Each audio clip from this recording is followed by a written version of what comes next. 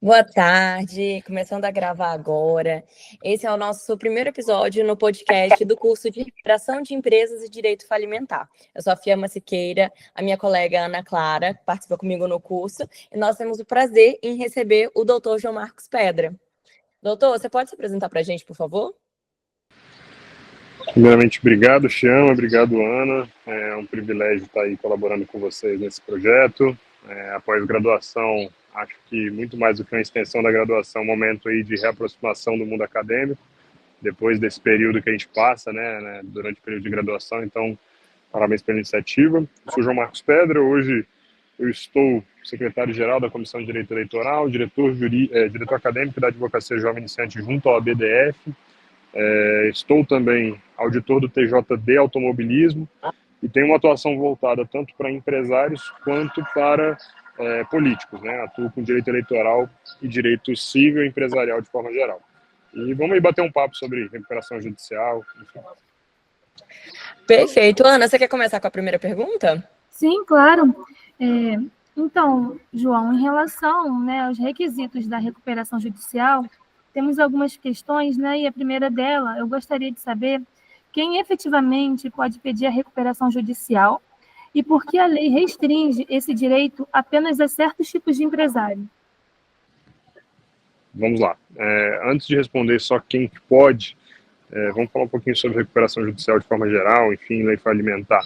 Hoje a gente tem um cenário jurídico e um contexto legislativo que visa, acima de tudo, garantir a possibilidade de um recomeço de uma empresa, um fresh restart, que a gente fala, e, ao mesmo tempo, a possibilidade de, eventualmente, credores receberem valores que são devidos a eles, né? Só que, quando a gente fala de recuperação judicial, a gente está falando de empresas com atividade econômica voltada, à atividade empresarial. Então, hoje, quem pode fazer o pedido são os empresários individuais e a sociedade empresária regularmente inscrita há mais de 2 anos, né? Então, aquela empresa que abriu hoje e quebrou em 2 meses, não pode pedir ali uma recuperação judicial. É uma empresa que, em teoria, tem que ter ali um mínimo de histórico, né? Então, a gente... a lei exige isso exatamente visando, que a recuperação judicial ela seja uma ferramenta para, eventualmente, a empresa voltar, ao seu mercado, voltar à sua atividade empresarial. E ainda dentro desses requisitos, você poderia dizer também, assim, na prática, quais são os erros mais comuns que levam ao indeferimento do pedido logo na fase inicial? A gente tem alguns erros comuns, como eu disse, a gente vê alguns pedidos de recuperação judicial de empresa que não exerce atividade empresária. A gente vê casos em que não há apresentação de documentações, como questões de documentação bancária, contábil, ter sido feito eventualmente por uma sociedade simples, ou então uma associação que não tem atividade empresarial. Além dos requisitos subjetivos, como, por exemplo, casos em que aquela empresa já passou, ou os sócios já passaram, por recuperação judicial ou falência recentemente, conforme a lei estabelece.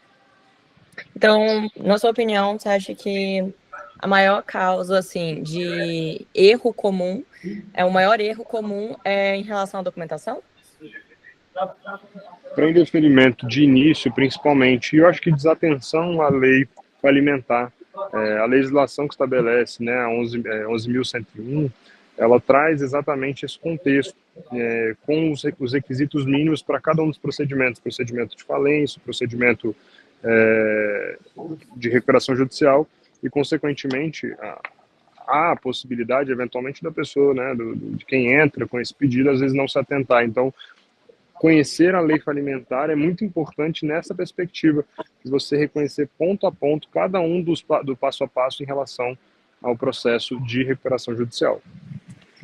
Certo. E como a Fiamma também pontuou a questão dos documentos, eu gostaria também de saber, entre os documentos exigidos, quais costumam gerar mais dificuldade para as empresas em crise? Eu vejo na prática uma grande dificuldade na parte contábil, tá? Hoje a gente vê um contexto no Brasil que a maior parte das empresas normalmente são empresas familiares, são empresas que começaram ali em algum grau de informalidade e foram crescendo, mas que tiveram o fim da sua vida com um certo grau de informalidade também. Então, a gente vê uma séria dificuldade de registros contábeis corretos, a gente vê um alto grau de mistura de patrimônio entre sócio e empresa, então o que gera, né, documentos que têm ali um grau de equívoco, que também pode ser constatado fraude, enfim. Essa parte contábil é uma das que principalmente as empresas sofrem no processo de recuperação judicial. Perfeito. Deixa eu te perguntar agora, aprofundando um pouquinho mais no tema, eu gostaria de saber um pouco mais sobre a sua opinião sobre a consolidação processual disso. Vamos lá. A gente tem dois caminhos principais, né, que é uma simples reunião de processo e a consolidação processual, né. Quando a gente faz uma reunião de processo, normalmente a gente tem ali o mesmo objeto, a gente tem diferentes credores, mas normalmente o mesmo devedor ou o mesmo grupo de devedores. A reunião de processo, normalmente, ela visa, né, cada devedor tem o seu patrimônio, cada credor responde individualmente, mas se junta para poder julgar uma causa semelhante. Já na consolidação processual, a gente tem um aglutinamento de um grupo econômico, né, em que as empresas, né, de um mesmo grupo econômico, eles pedem a recuperação em conjunto, mas mantêm a sua autonomia patrimonial. Isso é importante destacar. Só que a partir do momento que a gente faz essa consolidação processual do pedido de recuperação, a gente tem o mesmo juiz, o mesmo administrador, um plano único de recuperação de crédito, um plano único de pagamento de credores, o que faz com que garanta ali uma maior confiabilidade nesse procedimento, uma maior segurança jurídica, impede que tenham leis que sejam decisões contraditórias entre si. Então, essa é a importância do processo de consolidação. Então, ainda falando sobre a consolidação processual, quais são as principais vantagens dessa modalidade, tanto para as empresas quanto para os credores? Vamos lá, só quem já entrou com um processo pedindo o pagamento para uma empresa que tem dificuldade financeira sabe o tamanho do custo, do tempo e da dificuldade, eventualmente, de achar patrimônio. Tem casos aqui no escritório que a gente está indo atrás do próprio patrimônio dos sócios. Então, a gente tem ali um maior avanço em cima de patrimônios que não seriam originalmente nosso interesse, né? E a vantagem principal para quem é credor e até para quem está em processo de recuperação é uma redução de custos. A gente também tem maior transparência, então a gente sabe quem são os credores, quanto que a empresa está devendo, a gente sabe qual que é a saúde financeira da empresa, assim como a possibilidade e a capacidade de pagamento. Isso quando a gente está falando de credores que também são empresas. A gente fala sobre uma maior segurança jurídica empresarial, previsibilidade de recebimento, tá? E, além disso, a gente também tem, como eu falei, a uniformidade das decisões judiciais, né? A gente tem uma diminuição dessa insegurança jurídica quando se tem uma decisão que fala A, uma que fala B, uma de cada tribunal. Então, com base nisso, a gente consegue ter uma maior segurança jurídica. Certo. E, na sua experiência, João, quais são os maiores desafios práticos quando várias empresas do mesmo grupo entram juntas em recuperação? Vamos lá. Primeiro, eu ainda acho que o fresh restart ele é possível, mas ele é difícil, né? Então a gente tem ali uma maior dificuldade de retorno daquela empresa ao mercado. Além disso, um conflito de credores também que é muito grande.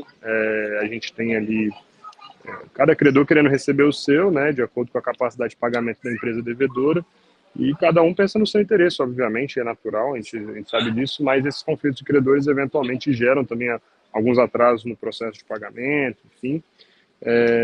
E existe aquelas questões, né, de responsabilidade. Então, quando a gente fala de grupos empresariais, em que existe mais de uma pessoa jurídica no mesmo... Desculpe, eu tive um pico aqui de internet. Podem continuar. Tudo bem. Quando a gente tem mais de uma empresa no mesmo grupo empresarial e pede essa recuperação judicial, a gente tem ali uma dificuldade de estabelecer de quem que seria a responsabilidade de cada uma das coisas, né? A gente vai entrar, é o grupo todo, mas isso aqui era da empresa A, isso aqui era da empresa B. Então, com base nisso, também existe um grau de dificuldade, né? Um desafio na prática. Então, você acha que é por isso que ela é considerada uma medida excepcional? Também por isso, eu acho que tudo isso corrobora com essa questão da excepcionalidade, mas acima de tudo também, porque quando a gente está falando de uma recuperação judicial, a gente está falando de um tratamento unitário, né, entre ativo, passivo, eventualmente de uma só empresa ou então de um grupo, e também da sua autonomia patrimonial. Só que existem casos em que essa ferramenta ela é utilizada, por exemplo, para a blindagem patrimonial dos sócios, o que pode ser eventualmente considerada fraude. Então, a excepcionalidade se dá nessa medida visando evitar que isso seja uma prática. Eu estou devendo, eu tenho uma empresa e a empresa está devendo, o que eu vou fazer? Não, vou colocar logo em RJ porque aí ninguém atinge meu patrimônio. Então, assim, também tem esse grau de excepcionalidade visando isso. Entendo. E ela pode, assim, acabar prejudicando algum credor em detrimento de outro? Tem essa possibilidade, né? O papel do magistrado nesse procedimento é muito importante, até para poder gerar esse equilíbrio, né? Mas, como eu disse, né? Existem diversos tipos de credores, até quando a gente avança no processo de falência, né? Às vezes a RJ deixa de ser RJ e vira falência, a gente tem ali credor quirografário, trabalhista, fiscal. Então, eventualmente, em razão, né, dessas tentativas de se furtar de eventuais responsabilidades, pode sim gerar algum prejuízo aos credores, mas o advogado do credor e o magistrado têm que sempre estarem atentos para não incorrerem nessa prática, nesse erro. João, eu quero te agradecer. Eu acho que assim, o nosso tema hoje era inicial. É para começar a entender a recuperação judicial. Você deu uma aula para a gente. Eu sei que você está ocupadíssimo. Inclusive, acho que você está na UAB, né, agora. Estamos aqui, ó. Esse realmente é um advogado ocupado. Sim, obrigada, João. Nada, João, muito obrigada. Foi um prazer estar com você. Eu espero estar com você presencialmente, acompanhando algum caso seu.